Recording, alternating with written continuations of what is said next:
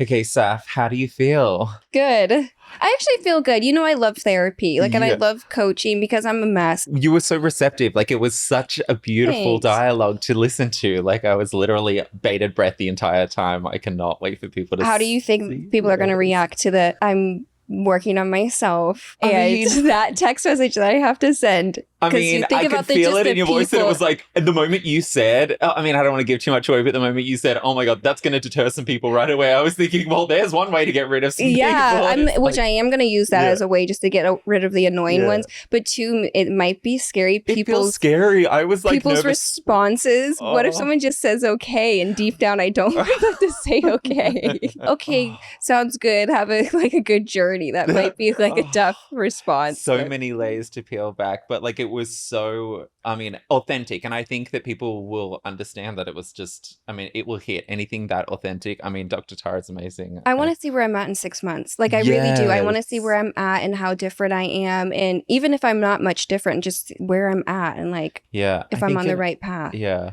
The self-awareness, the everything. Oh my God. It felt really, really nice. You're next. Just do it privately. Yeah. All right. Well, with that, go and enjoy this beautiful, authentic episode. I think it's going to be a resounding thank you for being so authentic and real. I hope so. All right. Enjoy.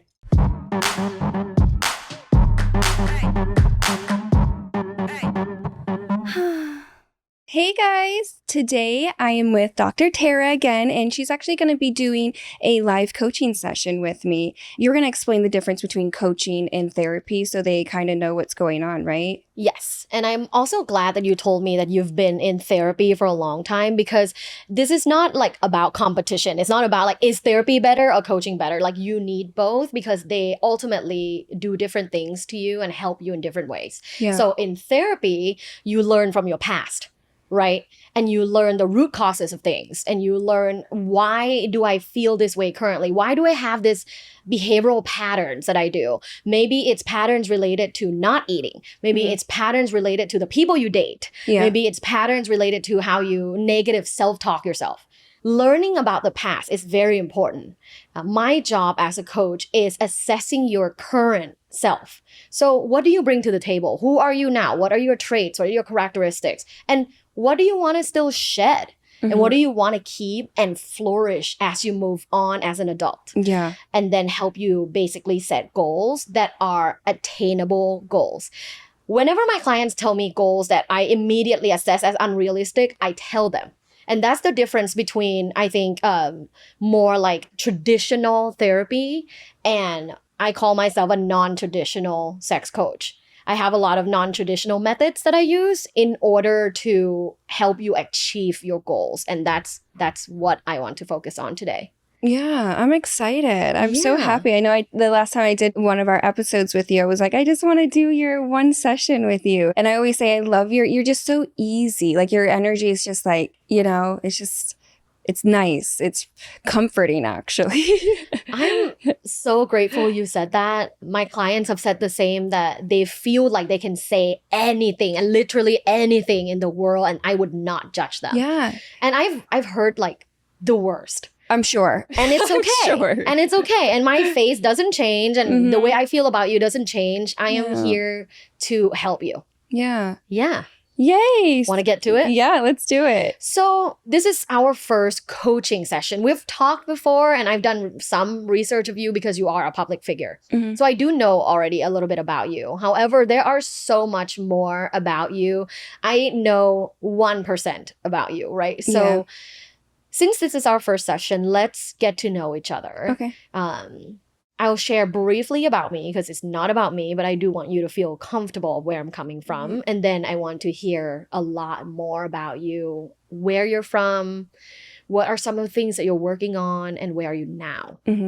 So as a sex and relationship coach, I have a PhD, particularly in human communication. Because my practice focuses on how you interact with other people and what that means for you. And how do you improve yourself as the best communicator. I am married. We're in a monogamish marriage, which means that we do attend sex parties. We may engage with other people, but we always do it together. We're extremely open-minded. I am extremely open-minded, and I'm always in a curious mindset. I rarely judge people based on what they like, what they do, who they have been, who they are now. And my purpose in life is to help people live the most sexually fulfilling life possible. Mm-hmm. So I know that's how you are. that's a little bit about me. Yeah. So tell me, if I ask a general question, where are you from? I'm from Canton, Ohio, a smaller city. Mm-hmm. Yeah, and I was raised by a single mom. I have an older sister and a younger sister. Tell me about being raised by a single mom.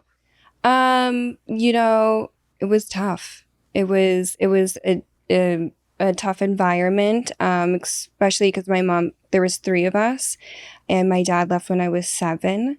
So we were very young, and yeah, it was just, my mom struggled a lot, and I witnessed a lot of that. Trying to pay the bills, I watched her really struggle with her mental state, being a single mom. She never dated at all the whole time.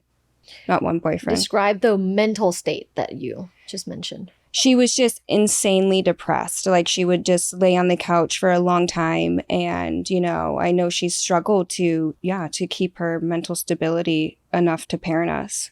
Do you feel like that has affected you now as an adult that has worked on yourself through therapy many years?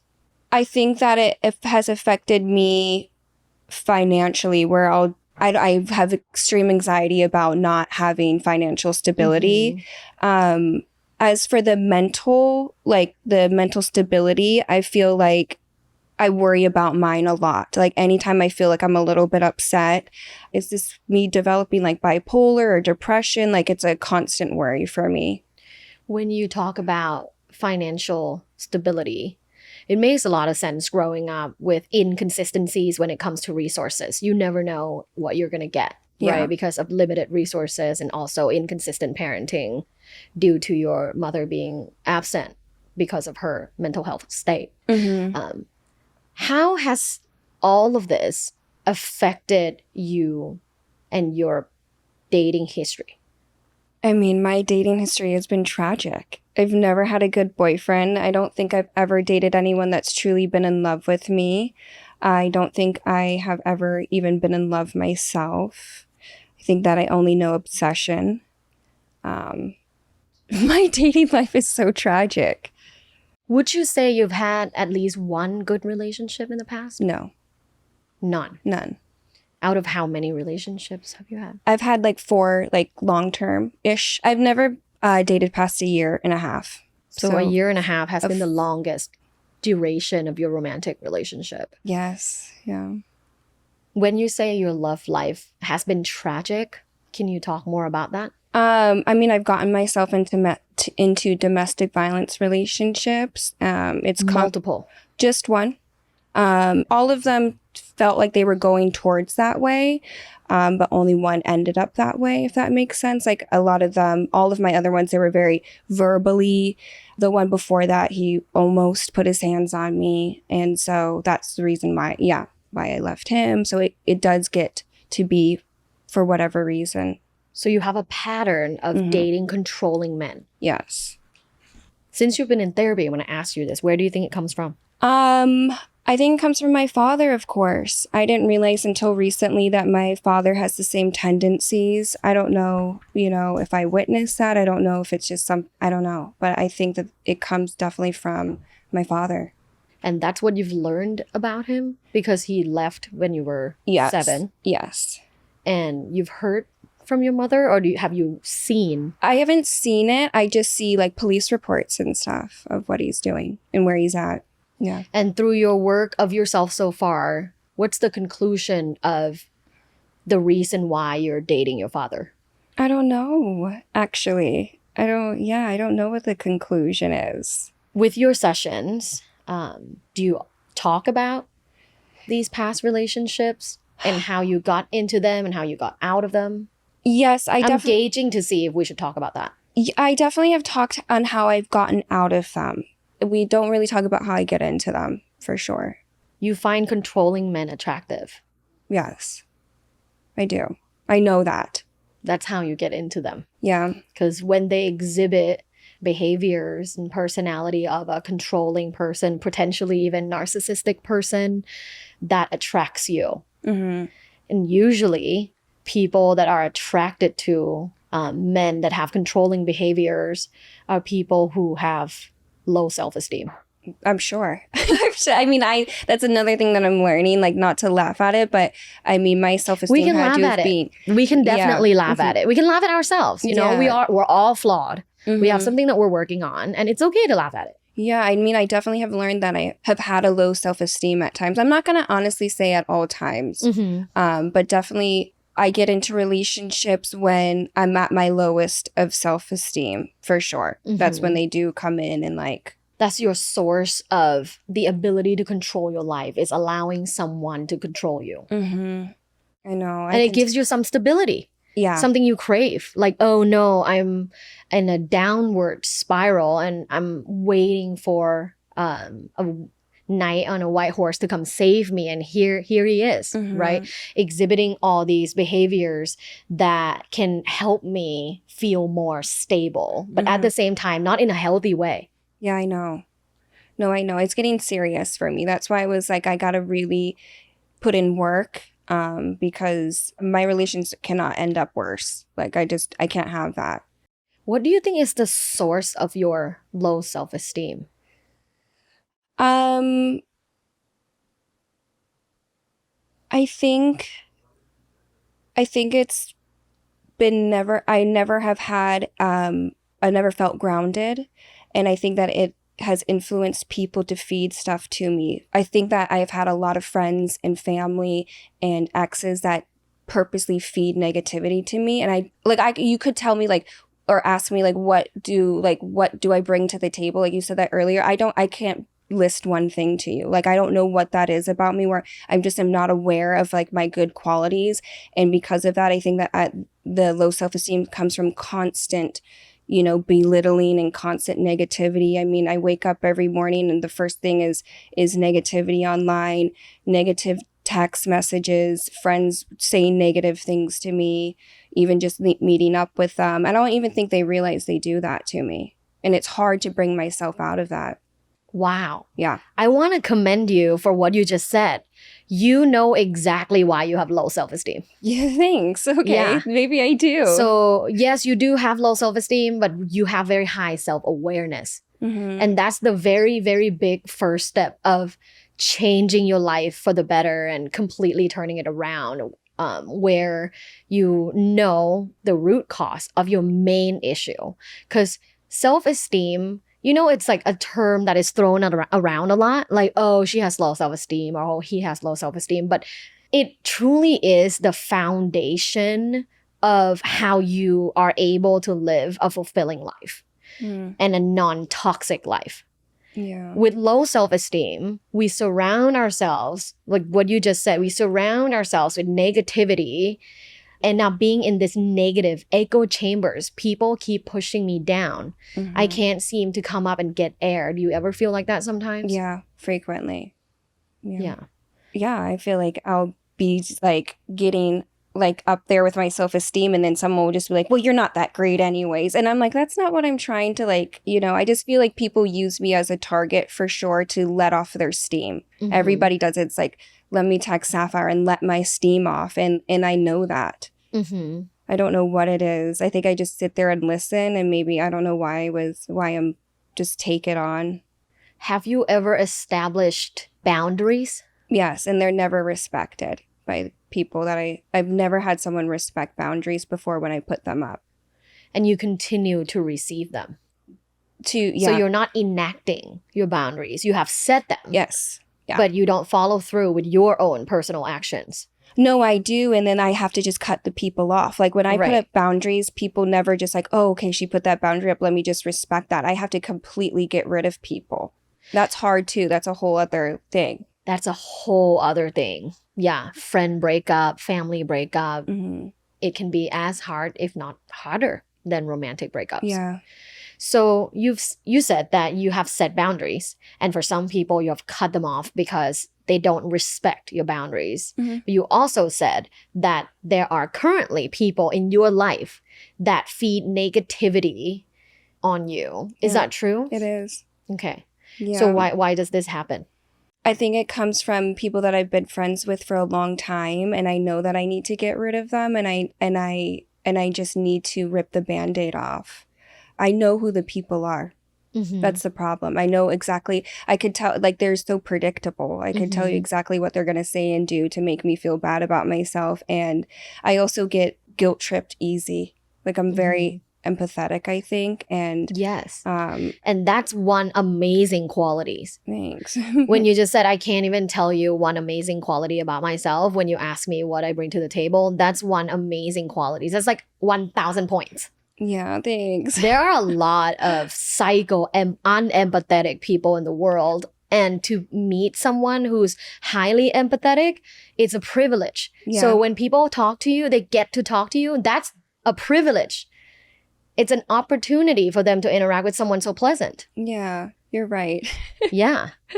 I get an ego boost today. I'm just kidding. Exactly. No kidding. That is an amazing quality. Now let's go along this path of understanding your positive qualities, because I understand that there are people in your life that are toxic, Mhm. that do not have good intentions for you, and you need to cut them off. Yeah.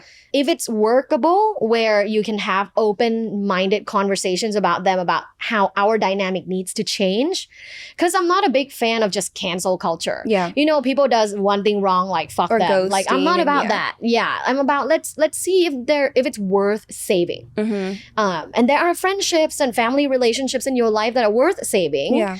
If you have the opportunity to have an open-minded conversation, would you have that? I have tried Okay. actually with the people, and it's like it will go good for a couple of months, and then they'll still, do something Mhm. that is upsetting. People have their own issues. Yeah. I think the ability to take people at their face value and be able to connect on their good side is a skill. Mm-hmm. But I completely 100% trust that you can develop this skill. Yeah. Interact with people based on the things that are flourishing for you, right? To you, are they fountains or are they drains? Mm-hmm. We don't want to hang out with a lot of drains. No, of course. Right. We can have little moments of drains because we're a good friend and we know how to Yeah. support people. But no. If you're consistently a drain, you need to work on yourself in order to be in my circle. Mm-hmm. Is this something that resonating with you? Absolutely. I think I also become friends with a lot of people who don't have a lot of friends on top of it, and I think I need to be more cautious of that. That's a red flag. Yeah, people who don't have many friends gravitate towards me, Mhm. and then I feel bad. I know that I'm their only like kind of friend or close Mhm. friend, and that's another thing where I feel bad. I know this person's a little bit like, yeah, I worry. Like if I have conversations with friends and I'm like, I don't like what you're doing, and they spiral a little bit, I'm like, why are you spiraling from me? Like I don't get it. Mm-hmm. It's hard. You see what you just said, like how you are willing to be friends with people that have their friendship issues. That's another thing. That's another positive thing about you. Kindness. You're very kind. Yeah. You're extremely kind. Not a lot of people will put up with shit. Like Yeah. if there is a negative friend that is like a negative Nancy, I either tell them up front or I just immediately disengage because I know I don't have the capacity. Maybe I need to to- do that. There is a way to balance your personal trait, which is a very kind and empathetic person, Mm-hmm. with a healthy behavior around friends. Mm-hmm. Now, tell me one thing. If you have to describe a great friend in your life, what are some of these qualities? I think that they would also have to be kind, and also be a compassionate person. And I need friends that work hard. Like they have to be ambitious people. And why is that? I need them to have goals, because I can't have friends that just don't want to do anything because they get into like the wrong type of environments from boredom. Because you don't respect them. Yeah, because I don't You respect don't respect them. Yeah. You only respect people that work hard Yeah. in your subjective evaluation. Yeah. Okay. True. So now you know you like compassionate people that are kind as well, that work hard. Are there people that don't meet these 3 boxes in Yeah, your life right now? Absolutely. Get rid of them. Okay. Yeah. As easy as taking an audit of what are the most important qualities in friendships for you and create 3 boxes. Mm-hmm. People that don't fit in these boxes, sorry. And what do I say when they constantly hit me up and they're like guilting me into their life? Do I just not answer? Do I, after I've already explained to them too? Love this question. There are 2 ways to go about this. One is just to have an open and honest conversation, either on the phone or just text them that like, hey, I'm in an era of working on myself right now. And the fact that we haven't, and then kind of outline a couple of things that has been disconnected between you and them or something they've done wrong in your life. And then just say like, this is not currently serving Mm-hmm. my situation and where I want to go. I still love you. And I encourage you to also work on yourself. Yeah. It's a very tough text. I've sent this to quite a few people. I'm ready to send some texts. Yeah. I think a there's couple so much people. opportunity and goodness in your life that you Yeah. just really shouldn't spend any time with the people that are not in any way adding to your life. Yeah. No, I know. I know it's time. Yeah. And I'm talking about friendships first because a lot of times that will feed into you finding a healthy romantic partner. Yeah. Because if you have toxic friends, you're most likely not going to find healthy romantic partner. That makes sense. Yeah. You know, people that are emotionally and mentally healthy, that are ready to date and fall in love. Maybe they interact with you and then realize like, oh no, you're friends with all these people. I don't want to be in that crew. I know. I think about that also. Like when I go to maybe to go on dates with people and stuff, I actually pay attention to who their friends are. And if their friends are not good people, I won't date them. Because I've made one mistake before where the friends were not good. And I saw that. That really is, I don't want people to think that that's who I am. Exactly. Have you ever heard of the statement like we are an average of the 5 people we hang out with? No. Yeah. So think about that. Yeah, no. The 5 people that you hang out with the most, you're an average of that. Damn. Yeah. I'm sorry to say that. Yeah. No, don't be sorry. You say it, you claim it. It's okay. Yeah. It's okay. You don't have a great circle right now. That's Yeah, okay. I know. The most commendable thing right now for you is honesty. And that's the 3rd thing that I have said so far of amazing qualities about you. So this is endless. Mm-hmm. You're highly empathetic. You're very kind. You're very honest. Maybe too like- honest. Look at these things. Are these the things you require in a lover? Absolutely. You have them. You bring lots to the table. So now that you know you are bringing a lot to the table, Mm-hmm. that you're a huge catch, let's talk about your romantic relationship. Okay. So you know you've been dating controlling men. You're highly aware that that's not something you want to get into next. Yeah. Right. What are you looking for then? Next relationship. Last relationship? Is that what you're hoping for? Yeah, for sure. I don't want to. I don't want to date and keep breaking up. I want something very long term, as long as term as I can get. Mm-hmm. I mean, it's like I'm not looking right now, but I know I'm just someone that always wants to be in love. Like I love being in love. Mm-hmm. Maybe that's why I change relationships so quickly. I'm at an awkward period in my life right now where I don't want to have sex. Mm-hmm. And that's not like me. And I've been struggling with that. And I don't know what I'm attracted to physically. I've only been really attracted to like Controlling one or men. two. Well, physically too, you know, Yeah. controlling men. And I don't know what I'm attracted to. I don't want to have sex right now. Mhm. Like, but I also feel like I'm the best. I don't feel like I'm there yet, but I do feel a lot better about myself and where I'm at in life. Yeah. So it's a weird dynamic. There's ebbs and flow when it comes to how we engage in our own sexuality. You know, there could be a period of time where you're having multiple orgasms, having sex like in different crazy ways. And then there will be a time where you're not having sex at all and you're just rediscovering who you are. And there will be a time where you're having sex so deep and so connected with someone you truly, truly love. Maybe even, you know, the father of your children, if that's something you're looking forward to. So it goes up and down just like this, like the waves. That's the sex life, right? Yeah. Whenever I have a client that's like, our sex life has been like this, I often ask them to evaluate even closer. Has it really been like this, or has it been kind of like this? Yeah. Because people tend to dramatize their issues quite a little bit. Yeah. Right? Yeah. I definitely do. And that's okay. Let's talk about your thoughts on sex. I have a sense that you feel like you don't want to have sex right now because there is an idea of a relationship of sex and a negative outcome. Yeah. So like sex is related to something not good.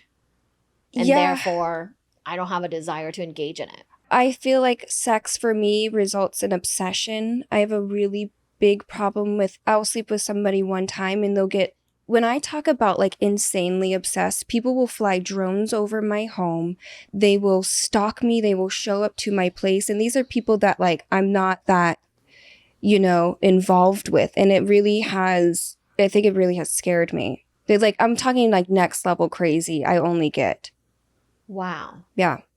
So this is what people do to you after you had sexual relations. They'll So that's obsessively call scary. my phone. And it will be people that you would never expect. Like, you know, there are people that I feel like maybe are on the same like wavelength as me in a lot of things. And they'll just obsessively call me. It gets, yeah. But you know, that's not about the sex. Okay, what is it about? It's their trait. It's their issues that they have to work on. Maybe sex is like a button for them, right? They already have these things, like these behaviors. But maybe sex is a button where you press it and it triggers these behaviors. But it doesn't mean like, as long as I don't have sex with them and maybe wait, it won't come out. It will. It's inside. That's the thing about when people say, "Oh, I have a 5-date rule, right? I'm going to wait 5 dates and then I'm going to have sex with him." And then let's say, you know, he turns out to have these negative qualities. Like, "Oh, I wish I didn't have sex with him." It's not the sex. Like if he was a good person, sex will only enhance this relationship. He wasn't a good person, therefore you blame sex for it. But he was never a good person. Because I've been doing also the thing where I don't have sex with people and I make them wait to try to figure out if they're an obsessive person. And they'll still only show it after the sex, you know, because I've been trying to do that too. Like, how do I figure it out without like triggering, you know, but you're right. It's always the sex.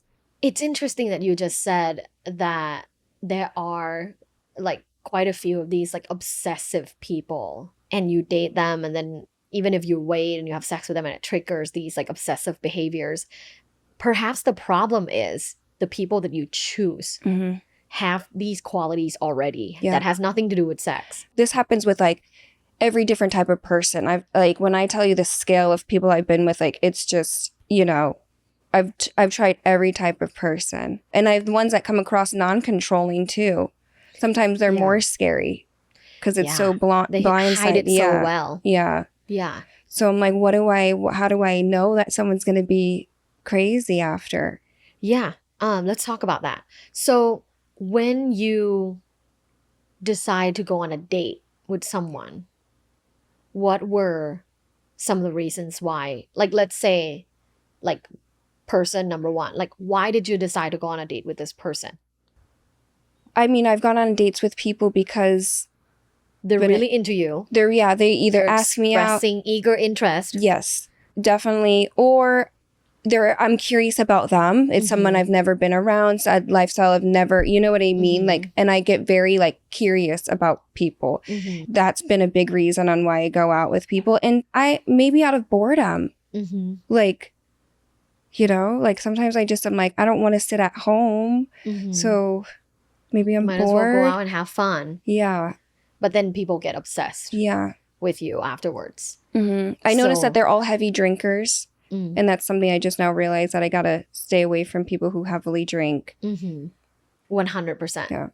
Look at that. Yeah. You're already aware of the things, the signs. Yeah. You look past them, and that's a part of your problem, right? Yeah. It's a part of having low self-esteem. Like, I'll forgive people. Like, people can walk over me. That's fine. Yeah.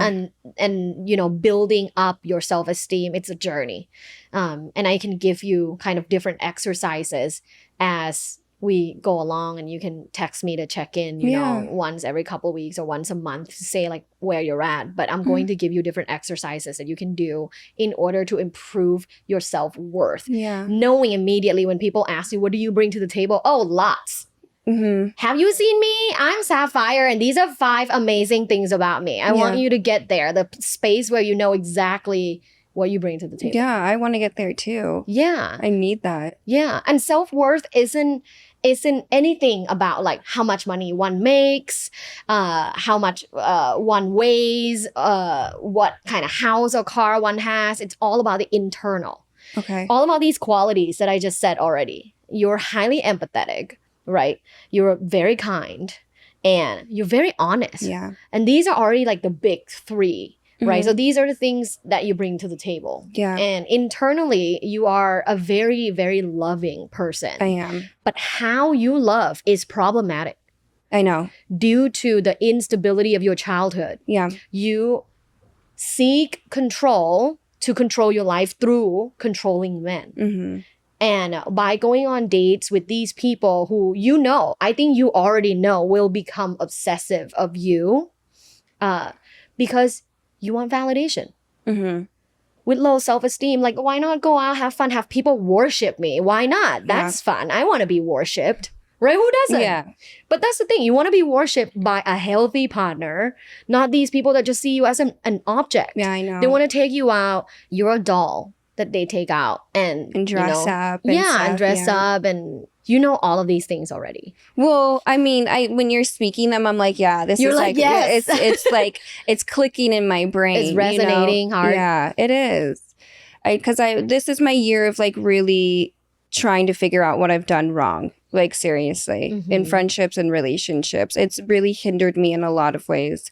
And I don't want that anymore. It's drained me. I was just telling you before we started, like, people don't understand what I went through last year and the year before. Like, it was so hard for me. I lost my hair. I lost, like, I've been extremely underweight, not eating. And I don't just deal, you know, with those things. I deal with a lot on top of it. And I can't let my body go and who I am go because of, you know, these hardships. I don't want that for myself. I got to stop.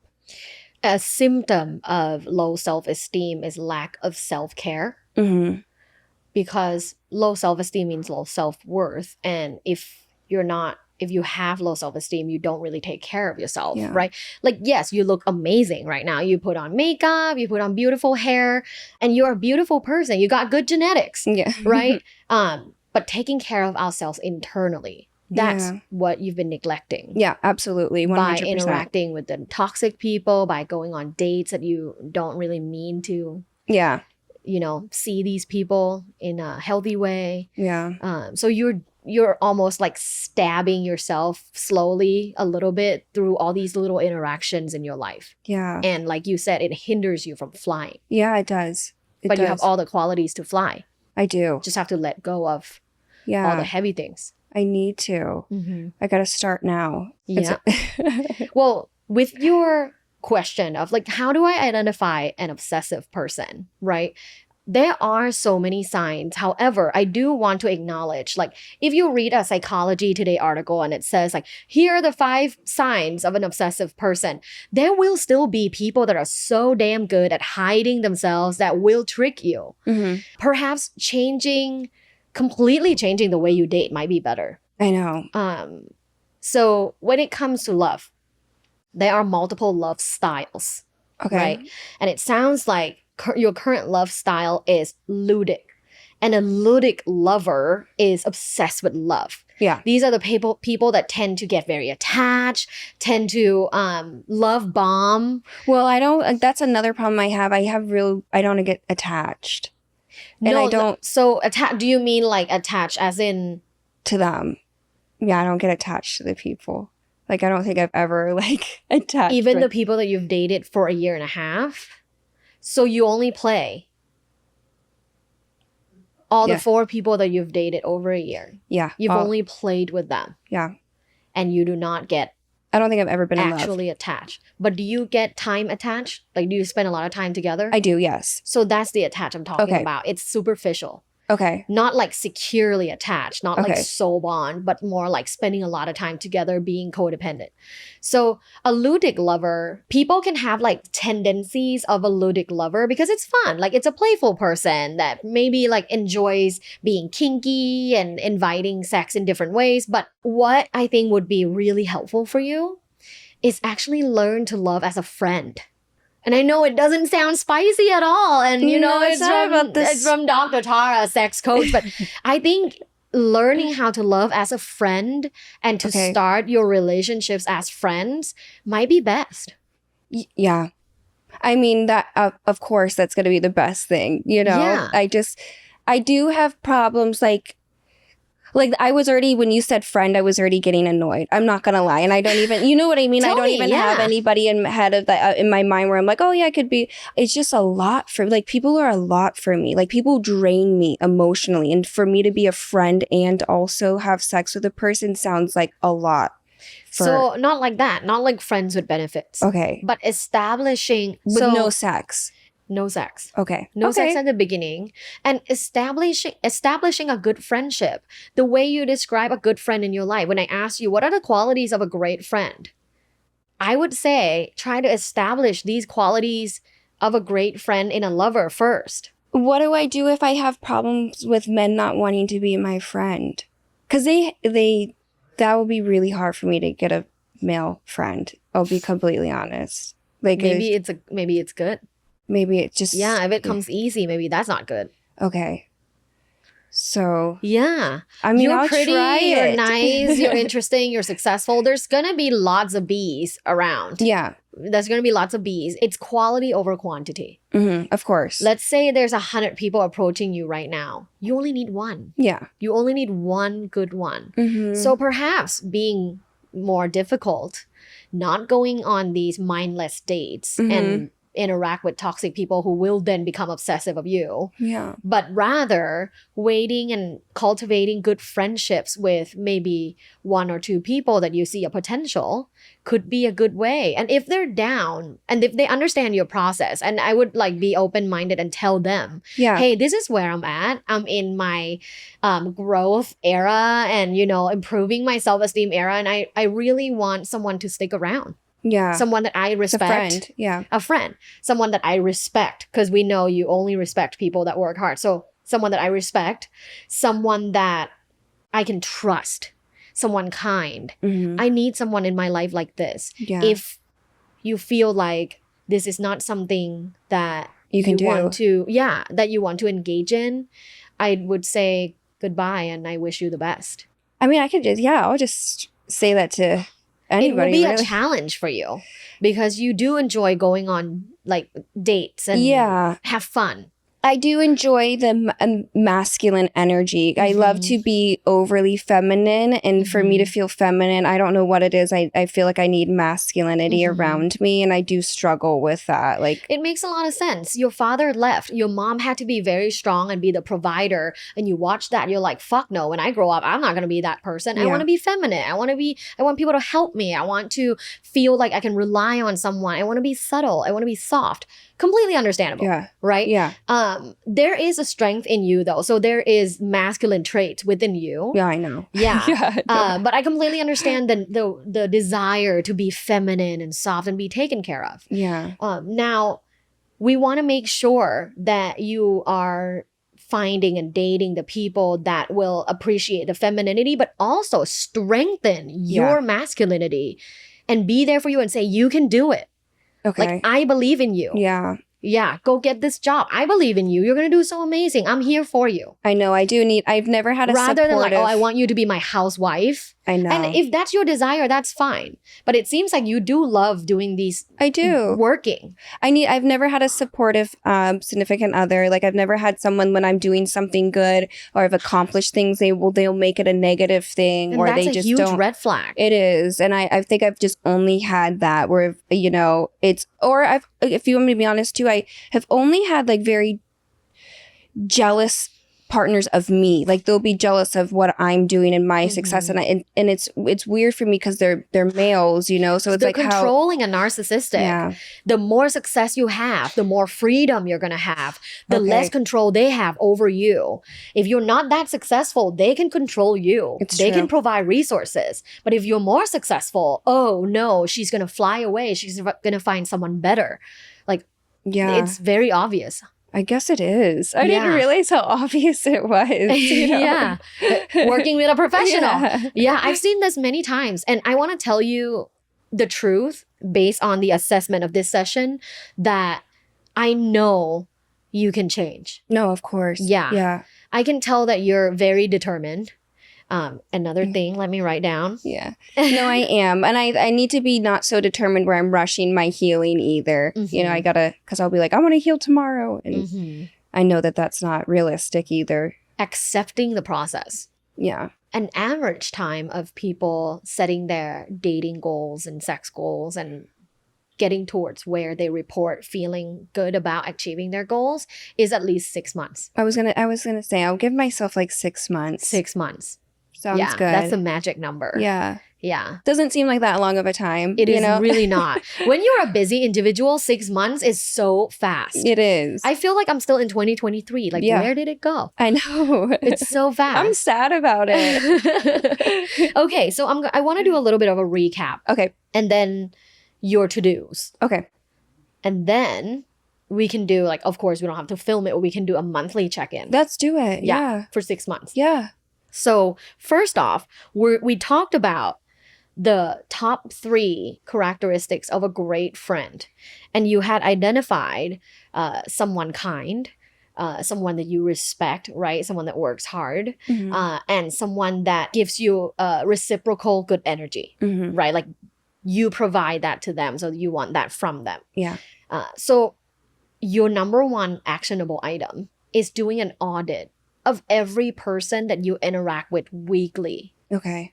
This is a big task. Yeah, it is. Right. I'm already thinking. Yeah. Like, Only the people that you interact with weekly, Weekly, right? So okay. you'll meet people that you, because I mean, you're on set all the time. You meet Yeah. people that you meet like once a month. Like, no, they're peripheral people. yeah. We're talking about core people that you talk to weekly. Okay. Take an audit, take your time, write it down, maybe in a journal or on your phone, like write down these people. Like, Mhm. let's say if there's 10 people or 5 people, write them down. Okay. And then I want you to rate them based on quality Okay. of the 3 things that you just told me it should have in a great friend. Okay. Yeah, from 1 to 10 of an overall assessment of your own subjective assessment. Let's say a friend named Ashley. Where is she at based on these good qualities from 1 to 10? Mm-hmm. Like, is she an 8 out of 10 kind of friend? Or is she a 4 out of 10 kind of friend? And where should be the average? Where should be, oh, I need to just cut this person off? Or, oh, maybe I can strengthen the bond and change our dynamic. Okay. I would say anything less than 5 is worth cutting off. Okay. Yeah. I was gonna ask that next. What would Anything be less the than magic 5. number to cut? The or magic not? number is 5. Okay. Okay. Because imagine interacting with a very average friend. 5 out of 10 is average, like very Yeah. mid friend, right? Yeah. Do you even want that in your life? No. Or do you always want a high vibe? Like, do you Yeah. always want to interact with people that are like at least 7? Yeah. Of course. Yeah. So for me, 5 is very forgiving.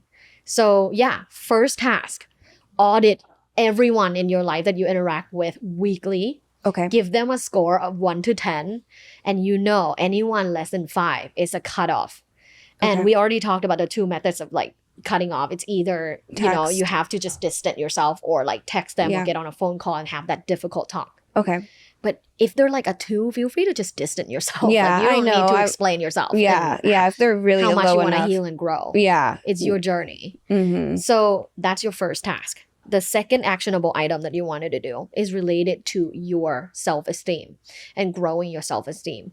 I've heard from your other podcasts as well, you guys were talking about affirmations. And in positive psychology, affirmations are extremely powerful. I think it's been adopted by a lot of like online gurus in a way that like people that love science-based things start to not trust the method. Yeah. But if you look into academic research on positive psychology, you'll see one of the most successful methods is positive affirmations. The second one being visualization. Every professional athlete does visualization with their like sports psychologist. So using affirmations, I want you to craft 5 affirmations based on your top 5 qualities. Okay. You know, I am an empathetic person. I am one of the kindest people I know. I am like, I am, or these statements down, 5 of them. Yeah. And I want you to look at them and read them every single day. Okay. I do this for myself every single day, and I always show up 120. Okay. Yeah. I'll do that. Can you do that? Yeah, absolutely. That's amazing. I love doing stuff like that. I just gotta read it and believe it. You know, and that I think that's the disconnect. I'm gonna tell you right now, the first 2 weeks you won't believe it. Yeah. Yeah. You'll just read it and think it's kind of silly, but whatever. Keep doing. Okay. The growth is in the action, not the thoughts. So like maybe you think this is silly, but you keep doing it, keep doing it, keep doing it. Oh shit, maybe I am a lot. Maybe I do have a lot to offer. Like, oh shit, maybe I am the queen. Maybe, you know, it's a privilege for people to talk to me. So these 5 qualities you're gonna write down, and then you're gonna read them like every single day. Okay. Until we check in again in a month. Okay. Yeah. Every day. Okay, I'll do it. Don't miss a single day. I won't. Yeah. It's only effective I'll keep it on if my you phone. do it. Like, I'll keep it on my phone. Yeah, keep it on your phone. Maybe even change it to be your an alarm or something. Yeah. Yeah. Or change it to your wallpaper. Okay. Yeah. Yeah. 5 amazing things about Sapphire. Okay. I'll do that. Yeah. Do it. You have to do this seriously. I And will. you have to do it every single day. I absolutely will. And then lastly, we're gonna change the way you date. So are you dating right now? Like, are you seeing a couple of people or talking to someone? I just like talk to people, Okay. but nothing physical. And I do like go and sleep over at guys' places, but that's not dating. That's just actually strictly sleeping, not even sex. Jobs. So Their jobs. yeah, well, it's like I just go watch. It's again trying to get that masculine energy, so I'll just go watch a movie with them, and then we'll fall asleep, and I'll leave in the morning. But I think that I'm just kind of trying to feed that. But no, I'm not dating. So Okay, so from now on, are you on like dating apps? How do you date right now? Raya, or they just DM me on Instagram usually. DM. Yeah, And then dating apps. I actually really don't even. I just like scroll on Raya just like out of boredom. Okay. I think I met like 1 or 2 people from there. I want you to be honest, completely honest With next them? time with them, that you are currently working on yourself, and that the next person you date, you hope to be the person that you're going to be with for a long time. You're going to say that when they're like, hey, Sapphire, like, you know, fire photo, or like you're so beautiful or sexy, or I saw this on TV about you, or whatever it is, however they interact with you, to say, hey, because obviously if you're not interested, you don't respond, right? Right. Right. So if you are interested and you're responding, this is what I want you to say is that, hey, like let's say, hey, Ryan, I don't know, is this name triggering? No. Okay. Just want to make sure. Hey, Ryan, like, you know, like whatever you say first thing, like pleasantries, thanks for reaching out, or like, you know, I like your profile photo too. But I'm only looking to get married. Yes. Yeah. I want you to say, first off, I want to be transparent. I'm currently working on myself, and the person that I'm going on a date with next is going to be someone that I see myself with long term. Yeah. Okay.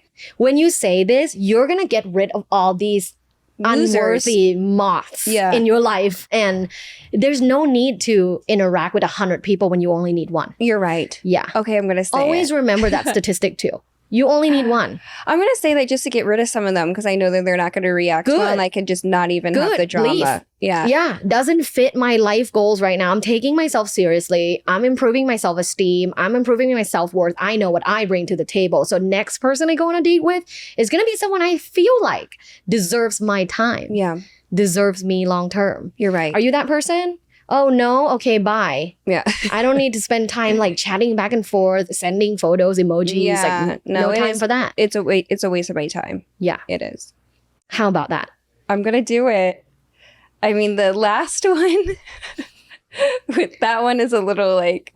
It's going to be hard. That one's going to be the hardest one. I want you to try with one person first. Okay. Try with one person. I want you to screenshot it Okay. to show me Okay. next time. Next time someone reaches out. This is accountability. Okay. I know that with my current clients, some of them will say in the session, but it's in the heat of the moment. They're like, yes, improving myself. I'm going to do all of these things.